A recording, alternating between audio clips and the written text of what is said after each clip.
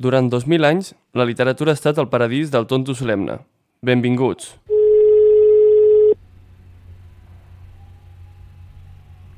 Hola. María Salgado, bienvenida al paraíso del tonto solemne. Gracias. Bueno, María, tú has publicado Ready en Arrebato Libros y Hacía un ruido. Hasta ahora son los dos únicos libros que has publicado, aparte de fanzines, ¿no?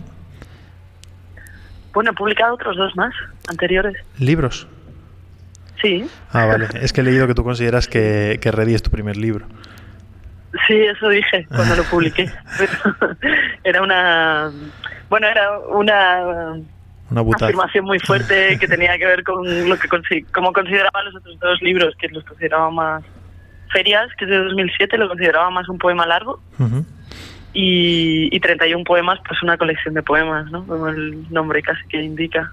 Entonces cuando pensé en Ready, siempre lo pensé como el libro que querías el que libro fuera completo, tu ¿no? El libro que fuera mi primero. De hecho coincidió en el tiempo con los poemas de 31 y salió publicado antes 31 poemas en Málaga, en Puerta del Mar, Uh-huh. que lo han reeditado en Argentina el año pasado.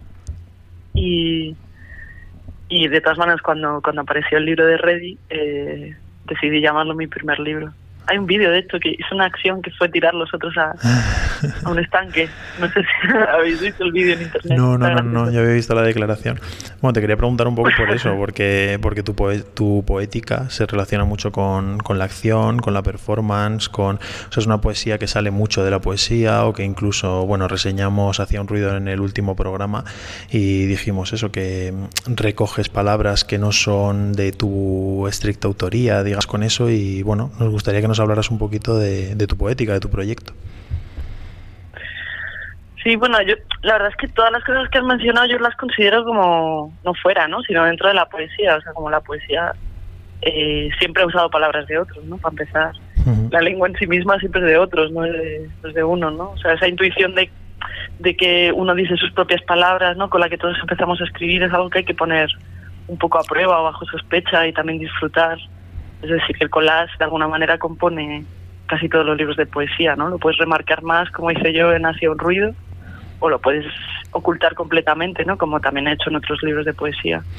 Entonces, yo la verdad es que concibo la poesía un poco a partir de tres materialidades, ¿no? Que son el sonido, la grafía, ¿no? La parte escrita, la del libro, y el gesto, el movimiento, el cuerpo, la performance, ¿no? La presencia, más o menos. Uh-huh.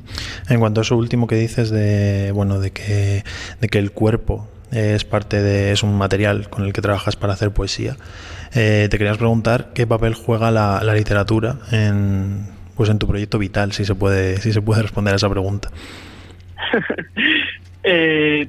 Todo. No sé cómo responder. Bueno, yo decidí ser poeta muy pronto y más o menos a eso he dedicado lo mejor de mi tiempo, ¿no? A eso y a vivir, no sé, una vida que pudiera tener que ver con la poesía, sí, sin más. Una de las preguntas que vertebran este programa, más allá de esa identificación posible entre poesía y entre proyecto poético y proyecto vital, es si se vive de la literatura, ¿no? ¿Quién vive de la literatura? Y si para ti, por ejemplo, sería interesante vivir de la literatura en el sentido más lato que te puedas imaginar, es decir, vivir de lo que escribes. ¿Pero te refieres económicamente? Sí. Pues... Porque tú yo diría que es muy difícil, no creo que mucha gente sea capaz de vivir de la poesía. Yo de literatura no quiero hablar, quiero hablar de poesía, claro. ¿No? Como prefiero nombrar ese campo porque es mucho más específico y tiene sus propias condiciones. Tampoco quiero, no sé, yo me gustaría, no sé, profesionalmente encontrar sustento económico de la docencia, la verdad.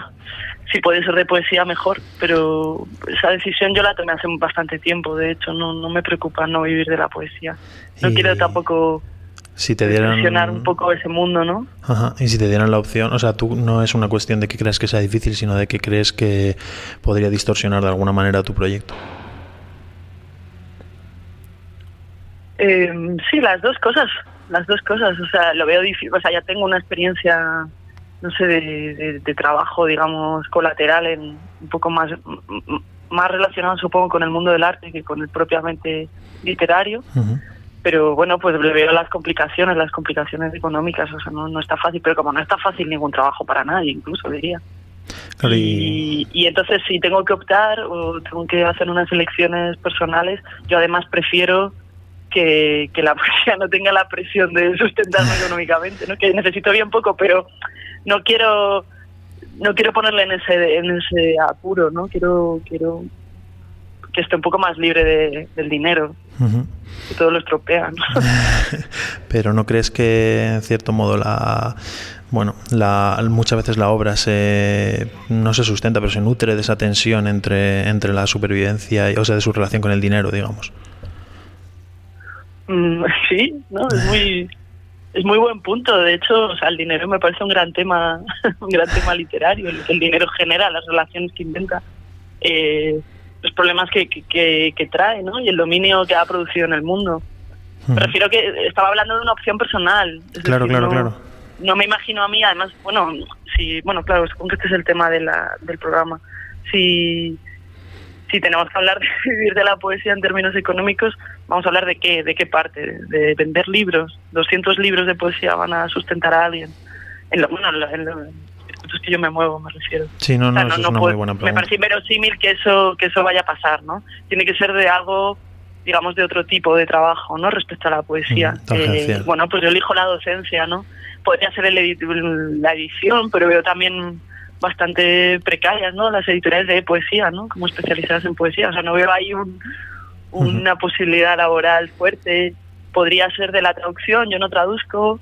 Es decir, del objeto libro en sí, yo creo que es una quimera vivir, ¿no? Hombre, existe quien vive de las conferencias, de las invitaciones.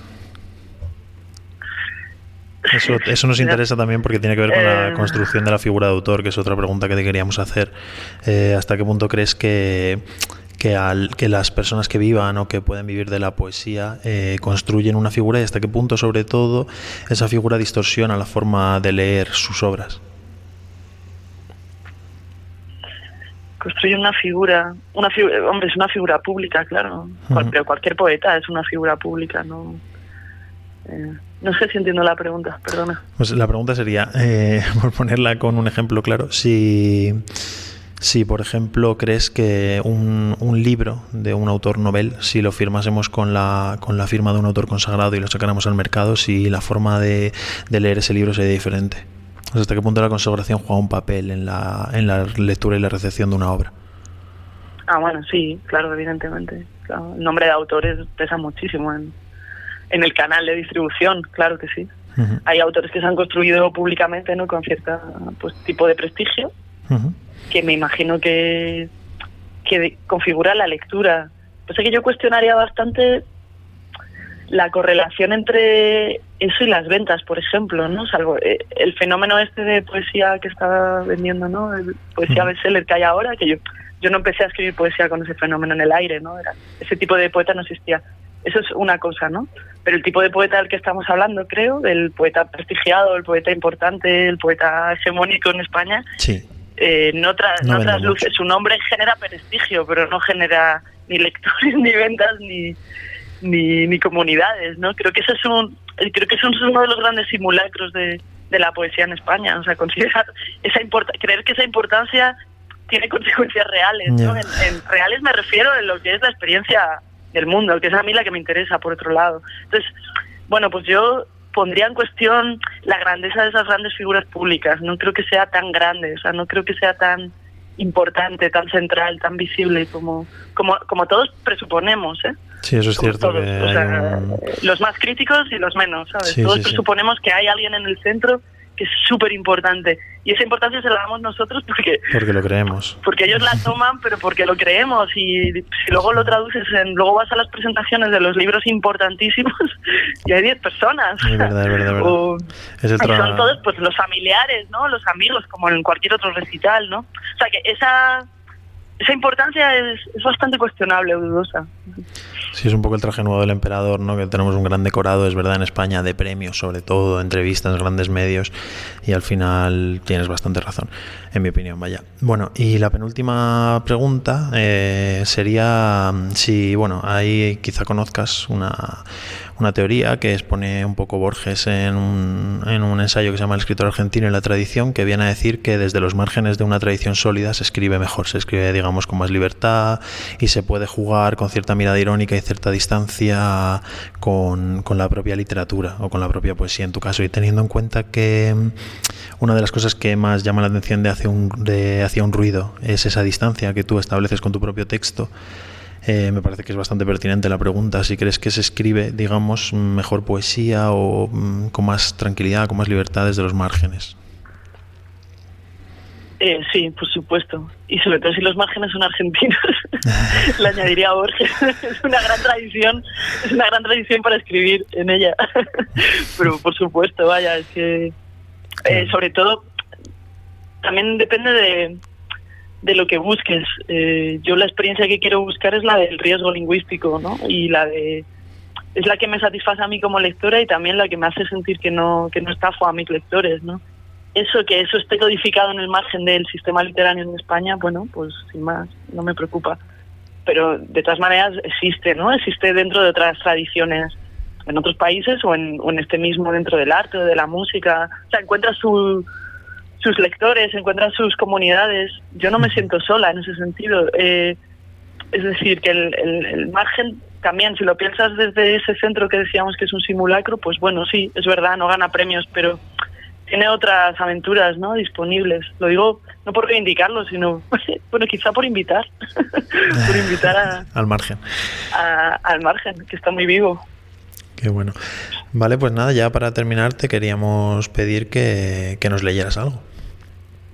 Venga, voy a leer un poema de Hacia un ruido. Uh-huh. Hay una trama. Alguien escucha algo impensado o que no le corresponde. Hay un enredo. El enredo se resuelve porque son buenos. Vence al cáncer porque es buena. Vence al enemigo porque es buena. Vence a la chica envidiosa que no es popular porque además de guapa, es buena. Buena significa guapa, significa agradable, significa simpática. Guapa significa un personaje. Los personajes buenos resuelven el caso. Los amigos para siempre resuelven el caso. El amor resuelve la vida. Problemas gravísimos, vidas banales, como un cáncer, como una anorexia, como un malentendido, como la fealdad, que es una maldad circunstancial y se resuelve en apenas un capítulo, de 0 a 100, de 100 a 0, como si en medio la materia de los cuerpos no sufriera variación, temperatura, como si quiere decir como si nada, la vida como si un paralelepípedo normal, como si un paralelepípedo bueno. Cuando la teleserie es mejor, cuando la teleserie es más buena, cuando es cine, cuando es la nueva gran novela americana, hay personajes que no son buenos, pero sí guapos, mucho. Hay sus dilemas. Sus dilemas recorren un trecho enorme de trama para espilararse coreográficamente hacia un final climático, álgido, dramático, drogodependiente. Es la condición humana tan bien narrada, es tan perfecta la narración que es la postal de la condición humana, la postal de Hamlet, la postal de un hombre atravesado de deseos pardos apostado en una barra, de una mujer que se desliza por una barra, de un niño que se desliza por un tobogán, de una niña que se desliza por un tobogán y se le ven las ingles de sus bragas, la narración perfecta, la producción perfecta, los perfectos personajes caracterizados de actriz y actor, y el placer de que todo salga tan bien, tan perfectamente bien, tan bueno en el sentido de bueno, qué placer, todo sale tan bien, hasta el mal humano tan pero tan bien narrado. Es que es buenísima esta serie, una obra maestra es. ¿Te gusta lo que oyes? Colabora con nosotros a partir de €1 al mes y hazte productor en eltontosolemne.es.